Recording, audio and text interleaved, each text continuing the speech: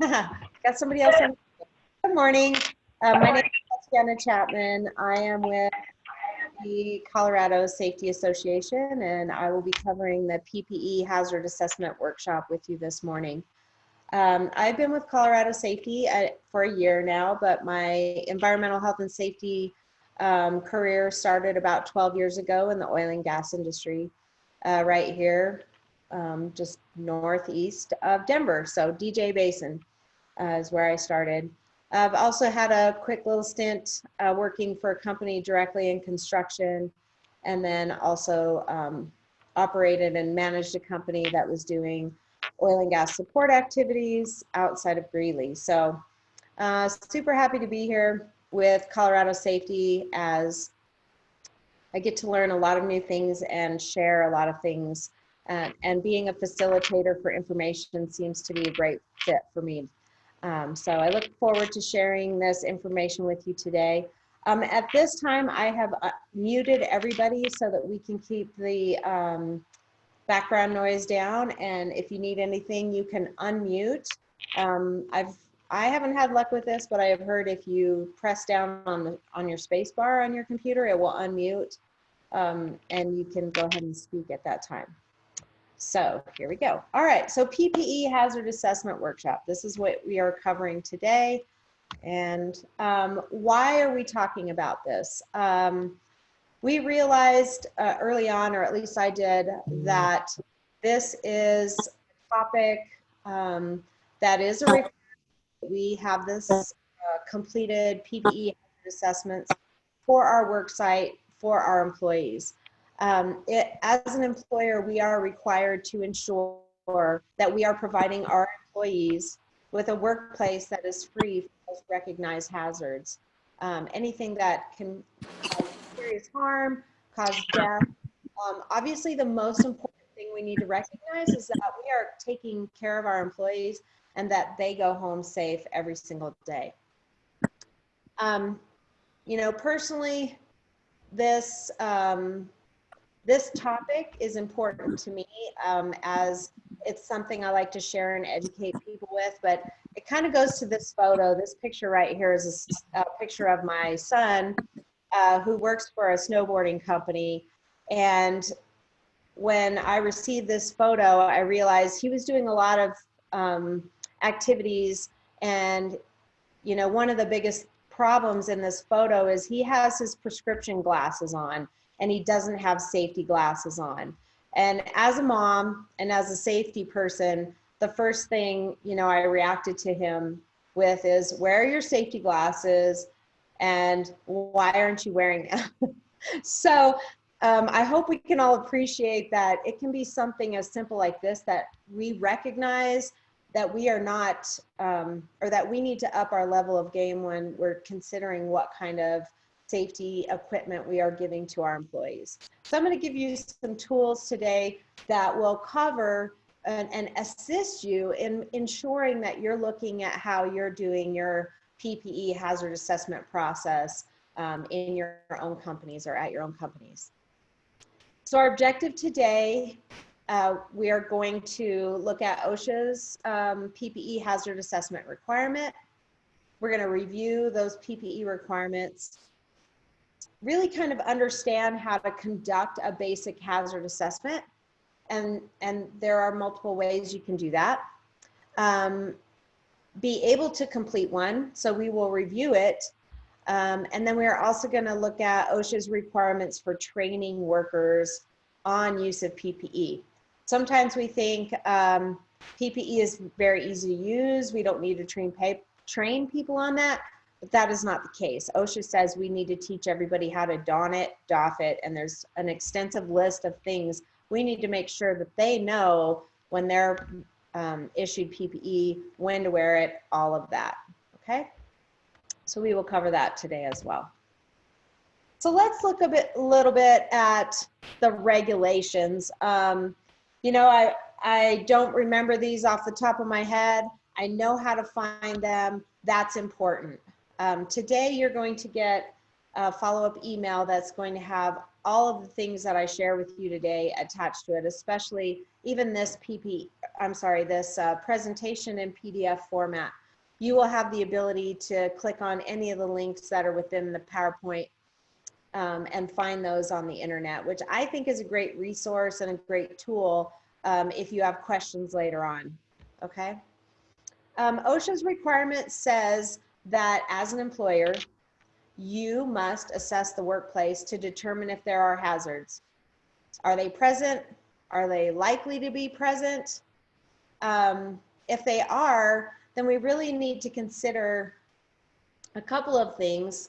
It doesn't cover that in hazard assessment, but first and foremost, if we can engineer a workplace to be safer so that a hazard doesn't exist in the first place, that's a good place to go. Secondly, we want to remember administrative controls. But lastly, when we're looking at any residual hazards, PPE is it, and having a hazard assessment, a completed hazard assessment by task, by job type, whatever is going to be important. We need to make sure that we are selecting the appropriate PPE, meaning not all eye protection is appropriate for all hazards. Not all gloves are appropriate for any, hand hazard. So we really need to be able to understand how to select the proper PPE based on the hazard. Communication is important. So again, once you complete the hazard assessment and you choose the right type of PPE, you have to communicate to that employee and you have to make sure that it fits the employee properly. Through this, PPE hazard assessment, this is a piece of paper you're going to place a date on, place a scope for the PPE hazard assessment. You're going to sign it, you're going to date it, and you're going to keep that on file. And it is a great reference point, and you also want to make sure that you review it on a periodic basis. What does that mean? It could mean annually, it could mean semi-annually, whatever makes sense for your business model. Within this idea of providing the right kind of PPE, we also need to make sure that you've got something that states what your employees should do if they have defective or damaged PPE. And also reminding them not to use it if it has any of those characteristics to it. Here's another great little link that I've found and put together, and this is on the OSHA website. It is within the eye and face protection selection chart of PPE, and it just really gives you an idea of how to look at what kind of source of hazard there is, what the assessment of the hazard is, and then how to protect somebody for it. So somebody from that hazard. So I just wanted to provide that, and we will look at some of these a little bit more as we go through the training. All right. So OSHA's PPE requirements. Hold on just 1 second. All right. I think I got those two slides backwards, but probably should have talked about this one first. So our PPE requirements, we definitely want to make sure that we are taking a look at all the different aspects of hazards and how they can affect us. So we're going to be looking at eye, face, head, extremities, environments that might require we wear different types of protective clothing. Will we need respiratory devices, protection like shields and barriers? All those kind of things are going to be what you're looking at when you're doing the PPE hazard assessment. All right, so let's just take a look. I'm going to go back real quick and show you. Hold on 1 second.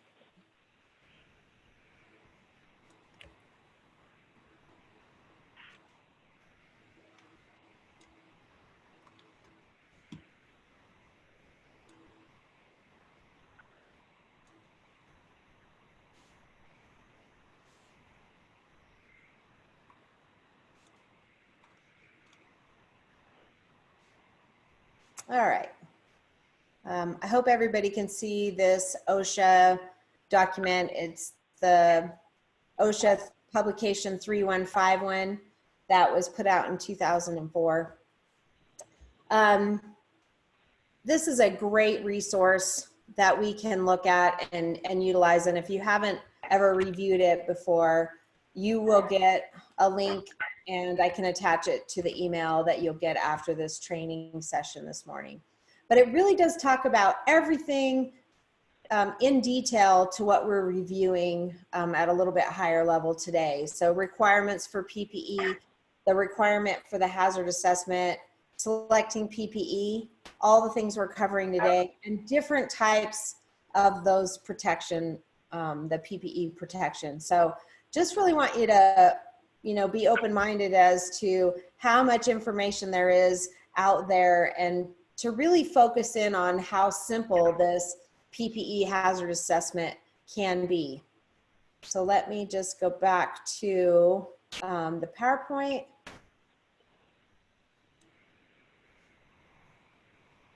And talk about how we're going to cover or what aspects we're going to look at for the PPE hazard assessment.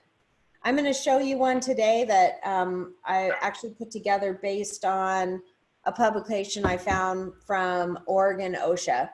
It's very simple, it's very easy, and you guys are all going to get it in Excel format so you can utilize that resource and type right into it, or you can print it out and fill it out by hand, whatever works for you. But how would I fill out or how would I complete a PPE hazard assessment? That's really one thing we have to look at. We've got to get our mindset around, is this hazard assessment going to be for a specific area, like potentially in a manufacturing environment? Is it for one station? Is it a job category?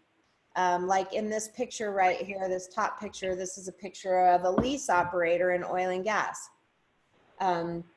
I could complete a hazard assessment based on job category or job position. Or again, I might do a hazard assessment solely based on job task. And what I mean by that is in this picture right here, this gentleman looks like he's potentially gauging the tanks. This has been found in the oil and gas industry to expose people to the hydrocarbons. And in different areas I've worked, like in Wyoming, they were being exposed to high levels of benzene, okay? So the company I had worked for at the time, we did a job task, PPE hazard assessment, and determined that when the lease operators were doing specific tasks, their PPE requirement changed, i.e. at that point, they were in a respiratory protection program and actually had to wear specific respiratory protection to do those tasks. Now, again, it didn't apply to the rest of their job tasks or their position, but specific to those tasks. So I want you to kind of keep in mind what that means. And really just, look at what functions you have within your job and how you might break out those hazard assessments. Things that might help you to understand the hazards or the things that you have had going on in your own businesses is look at incidents, look at near hits. If you have a safety committee, do hazard hunts. If people are turning in or reporting safety concerns, look at those. And also you might want to look at, if you have standard operating procedures, review those prior to completing a hazard assessment.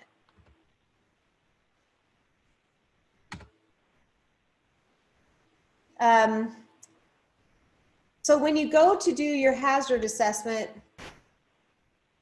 the first thing you want to do, or the second thing you want to do, right? We talked about the first thing on the last slide. The second thing you want to do is really do a walkthrough survey. You want to identify the sources of hazards. You want to look at the layout of your workspace, consider the work operations, And then at this point, you can even observe whether or not your employees are utilizing a specific kind of PPE and if it's actually doing the job that it should be doing. There's two photos on this slide that I took at a water treatment facility. And what's interesting is we really had to review the operations in this building. The photo on the left is a photo of a staircase that goes up to a hopper. And the water treatment operators that were working there are expected to grab a 50 to 60 pound bag of carbon, carry it up the stairs, open it with a razor blade, and dump it into that hopper. So you see the black stuff everywhere, right? It's everywhere. When they cut the bag open and they pour it in, it immediately becomes airborne. They realized that this was a hazard, and they did have respirators on site, of which they didn't maintain or take care of very well. So there were a lot of things that we looked at during this process and had to understand what can we do to ensure that we are keeping our employees safe. But this was part of the walkthrough, right? We're looking at these hazards. We're looking at this workspace. And one of the solutions that one of the plant operators came up with was maybe this engineering wise isn't the best situation or way to add the carbon to the water, to the inlet for the water. And their biggest concern was they were actually going to try to switch over to receiving the product in a manner that it would dump itself. You could just pull open a lever at the bottom, dump so much in and close it, which would then reduce how much would be volatilized in the air. So just a couple things to think of in the work situation, right? As we talk about hazard assessment, I'm looking at this picture, and I really want to bring this one up because this is definitely a new style of head protection that we are starting to see evolve and come out in the construction industry. So we can see it's not a hard hat, right? It's an actual helmet. These are great because what we have learned over time is that we've expected people in construction to wear hard hats consistently for many years.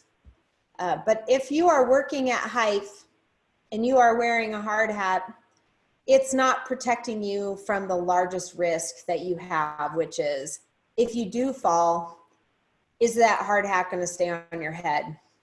So we really will also, as we look at things and we look at this hazard assessment, we want to make sure that we are identifying if there are new types of PPE that are going to be better and in protecting our employees moving forward. So this is something, I like to share with you today just because we can learn a lot from it. And there's a couple more pictures of what those helmets look like. I think they're great. They are a little more costly than the typical hard hat. And unless my people were specifically utilizing fall protection and working at heights, I might not buy it for everybody. But for those guys that are doing this type of work, as in this photo, I would ensure that they had those helmets.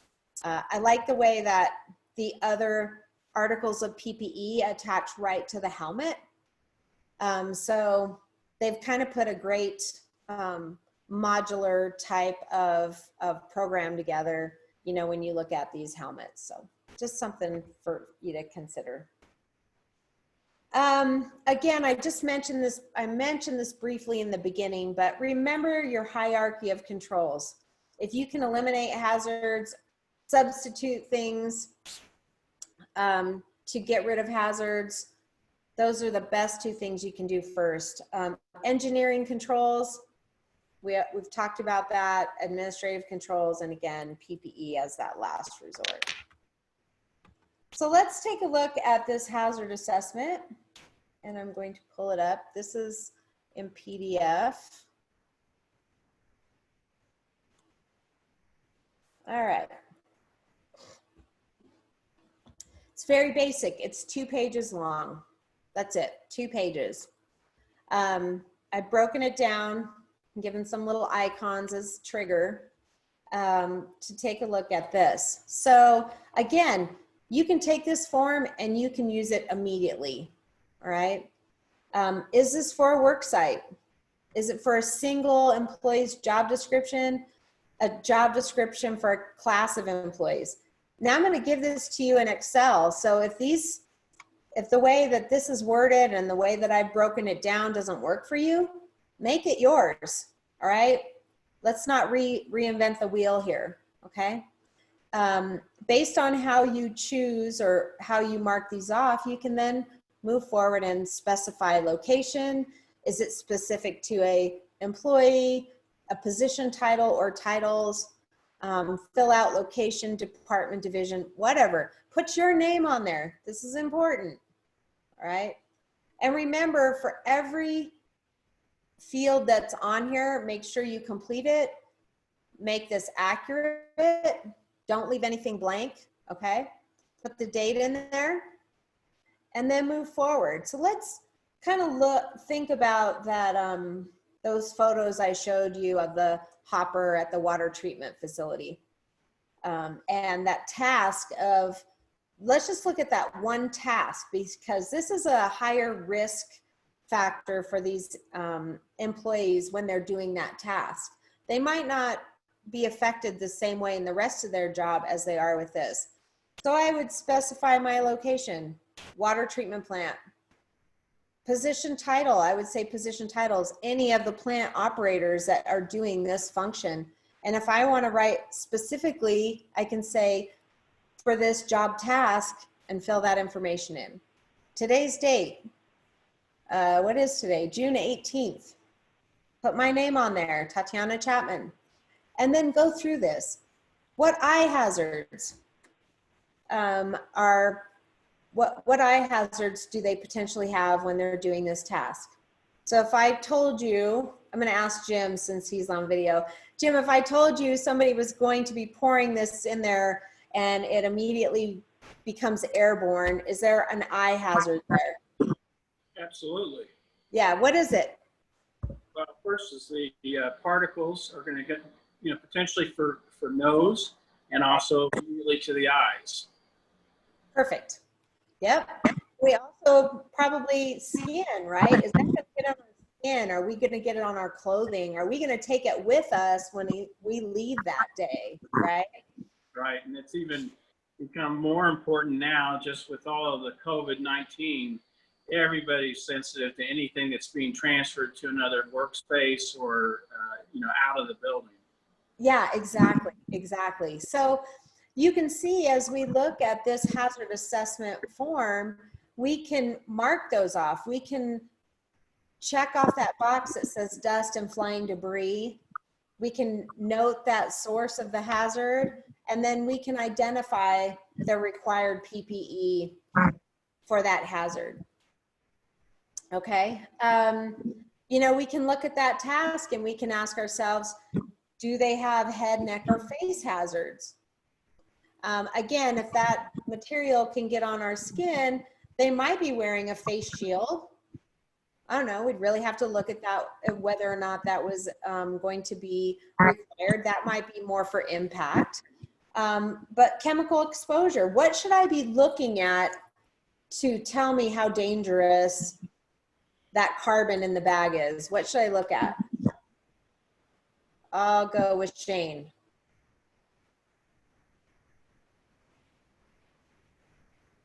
I can't hear him. All right.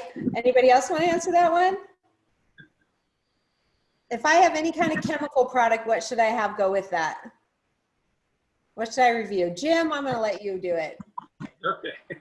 With anything with the chemical, we want to make sure that the body's protected, face is protected, hands, and also feet, depending on what the chemicals are. I see with my company, we use chemicals only for in our internal area of our service area to repair equipment or parts. Okay. They all have a, you know, their response for years has been, it's overkill, Jim, it's overkill. Well, we don't know that. And I don't want to learn it by somebody being splashed with a chemical or having something get on them that they're not paying attention to the instructions properly, and then we have an incident. Yeah. So, and really what I'm trying to hone in on is, are we making sure that we have a HAZCOM program put together? Do we have a list of chemicals that our employees are potentially exposed to? And have we reviewed those SDS sheets for the right kind of PPE for those job tasks, right? We have to understand what they can be exposed to, what limits there are of exposure. So that's one other thing we have to look at, okay? I know there's a lot to think about, but as we see on this hazard assessment form, you can go through each hazard. So we talk about eye, head, neck, face, foot hazards. You know, do we have a specific kind of shoe they need to wear for this task? As I go down to the second page, you can also note what hand hazards are there, right? You know, do they have a risk of getting cuts or abrasions? Is it a chemical exposure? What type of gloves do we need to protect from that hazard? We also look again at body hazards. We look at fall hazards, noise hazards, and finally, respiratory hazards. So obviously, in our example with pouring the carbon in the hopper, we do have some respiratory hazard because those guys can be inhaling it. I think this is very straightforward in how you're going to complete this PPE hazard assessment.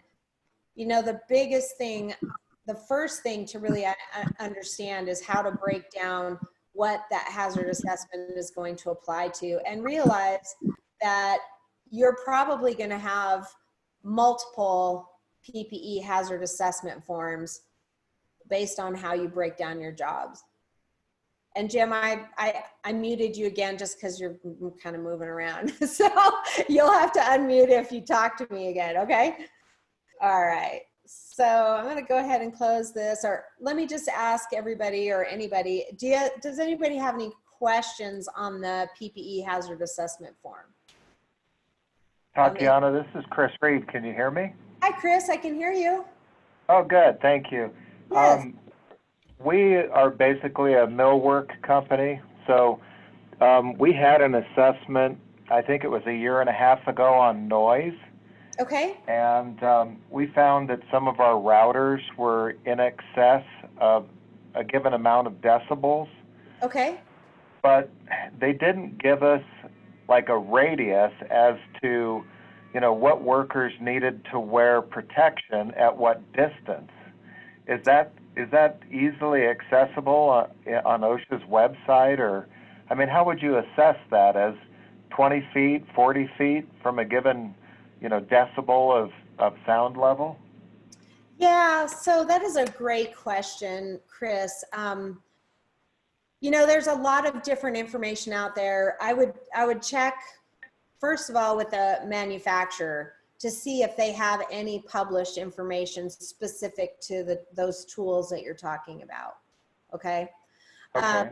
If you can't obtain that, there are certain work groups based on what your company does that you might be able to find information that way. And when I bring this up, let me just talk about exposure to silica. There's actually a lot of printed information that you can find on silica exposure that tells you what kind of tasks might create or might be likely to create this type of exposure, and how they've determined what that exposure amount is. And you can use that as your data or basis for how you're going to protect your employees. And here's the last, other avenue you might take, because it's difficult to really understand the specific exposure for your company or for your guys. You might need to work with somebody like an industrial hygienist to understand, have them help you put together a plan to capture that noise exposure, understand what they're being exposed to so that you can protect them. You need to understand if you are over the action level of that time weighted average of more than 85 decibels of noise. So those are kind of that's the path you need to take.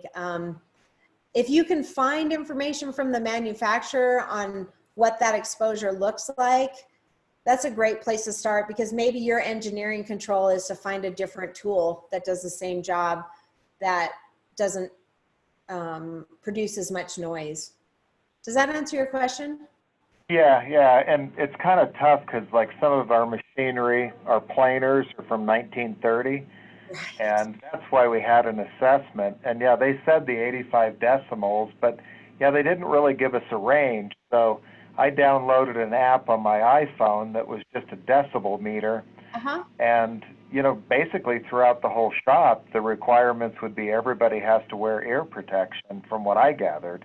Right. But yeah, that gets me in the right direction. Thank you. Yeah. Oh, you're very welcome. And yes, I've actually, worked with a couple of different companies. There's a manufacturing company up in Loveland. And when you enter the workshop and the warehouse, they are required to wear hearing protection. Okay. So you might end up being in a situation where that becomes your level, that becomes your PPE requirement in that area. So you can see how that hazard assessment might be specific to that work area, work site, or work zone, right? Right. Okay, thank you. You're very welcome. All right, I'm going to switch back over to the PowerPoint. If anybody else has any other questions on that, just give a holler. Oops. All right. So I think I already mentioned this. If you didn't notice already, this is my son again. This time with a face shield over. So super excited about that. That he took my concerns to heart and made sure that he had the right PPE to do his job. And I actually think I had sent him a video I saw on LinkedIn about a man using a grinder at work one day. And when typically he wore sunglasses to work. And these sunglasses that he was wearing were actually not ANSI rated safety glasses, right? So this can be an issue for you people to watch out for with your employees.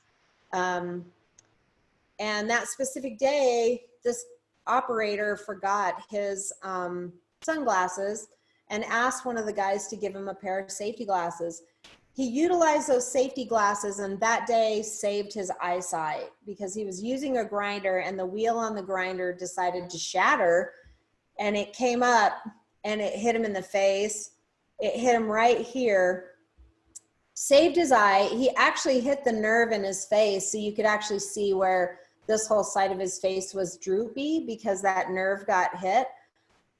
But that day it saved his eyesight. So we really need to watch out, for our employees to make sure that they are wearing ANSI rated safety gear, especially eyewear.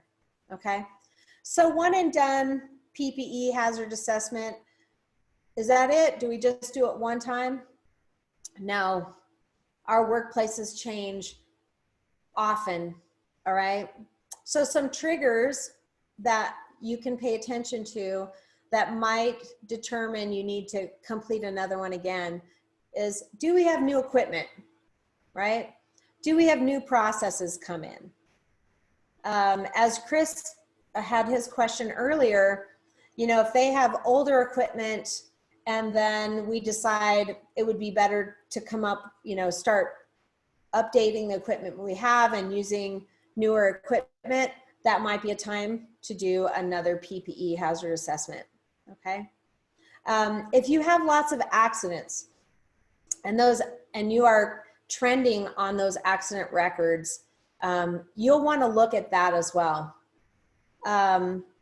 Also, like I mentioned, with the different styles of PPE that are coming out nowadays, we need to check if what we chose before is just as good now, or if we need to update based on the newer products that are coming out each and every day.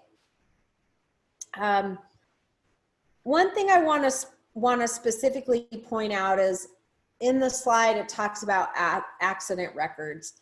In your company, if you have any kind of hazard identification program, those are great things to look at. If you have a safety committee, they can be really instrumental in doing worksite inspections. Any kind of record where you're going to be capturing that information. So if you expect all near hits or near misses to be reported, look at that information as well. They can be minor incidents, they can be big accidents, anything of that sort. Those are great. That's great information for you to utilize and in reviewing or renewing a PPE hazard assessment. All right, so what do I need to train my employees on? We've now really understood that we need to do some workplace walkthroughs. We need to look at our records. We need to complete a PPE hazard assessment form. Now we need to identify what PPE we're going to provide to our employees. And within the OSHA standards, they state we need to provide training to each employee in this section on how to use their PPE. So what's important? When do I use this PPE? What PPE do I use? How to properly don it and doff it. So how do I put it on? How do I take it off? How do I adjust it? And then making sure they wear it. I also need to understand the limitations of that personal protective equipment. I have to understand, you know, if I'm using respiratory protection and I'm using cartridges that are protecting me from gas and vapors, how often do I need to change the cartridges, right? That's important. I also need to understand what it might be like if my PPE started to fail. Like if I'm wearing a cartridge or a respirator that's protecting me from gas or vapors, I want to make sure I understand if I am exposed to that vapor, what symptoms am I having? What do I need to pay attention to in my own self to understand if I'm having a failure with my PPE? Okay, so that's important. I need to also know how to care for my PPE, maintain it, how long it's good for, how to dispose of it, and what to do if there's problems with my PPE, and how to get new stuff, right? That's going to be important. Within those training requirements, we also have to realize that again is not a one and done. In the companies I've worked for previously, we did retraining annually to make sure that people were on the same level about when they had to wear their PPE. And obviously, as we hired new employees, they were brought up to speed on the PPE requirements the day they were hired in new hire orientation, okay? But when do I retrain my employees? If I have any reason to believe that I have an employee that hasn't been trained or exhibits behavior that they don't understand the training that they've had, I need to retrain them, right? So if I see somebody showing up to work and they're utilizing the wrong sunglasses, or they're utilizing sunglasses that don't comply, with our eye protection standards under ANSI, we need to retrain them. If you see it again, you need to retrain them. How many times are you going to retrain somebody before you say, this is a hazard? The hazard isn't the fact that, the hazard is the employee, right? It's just something to consider and remember and think about in the workplaces that we are now. We have to look out for our companies. So if we have employees that aren't following this and retraining isn't doing any good, then that might put you in another manner of dealing with that employee, okay? If you have changes in your workplace that render previous training obsolete, you'll want to retrain. If there's any changes in the PPE, again, retrain. And that last one, inadequacies in affected employees' knowledge or use of the assigned PPE. You get to pick. You get to also, as an employer, decide if there's going to be any action that will come about if they aren't following the safety rules. You get to make those choices as an employer. Here's some resources that I have provided for you. So the personal protective equipment standard, so that's that 1910.132. We covered that in the slides. Also, I do want to show you this one. We're just going to pop on the internet real quick. Hopefully my internet hasn't been too bad today. All right, I think everybody can see that. Again, great resources on the OSHA.gov website. Under this PPE or personal protective equipment, safety and health topic, you can see a lot of information about the standard, about hazards and solutions, all right? What it says in the OSHA rules about who pays for PPE. Under this one, we've got highlights in the construction area. We've got workers' rights. We have that whole new section for COVID-19, okay? And what that means to current workplace protocol for us dealing with this outbreak and minimizing exposure to that. We can also see there's a couple highlights over here on the right. I really love the OSHA e-tools. Here's one, and I'm going to go ahead and click on it. It'll take us over to the eye and face protection e-tool. It can actually help you to select personal protective equipment for your workplace. Just for me, I think that having the e-tool makes it simple, very simplistic in looking at the information. And I hope that this PowerPoint has consolidated that information for you so you don't have to spend near as much time looking to find what applies to your specific work areas.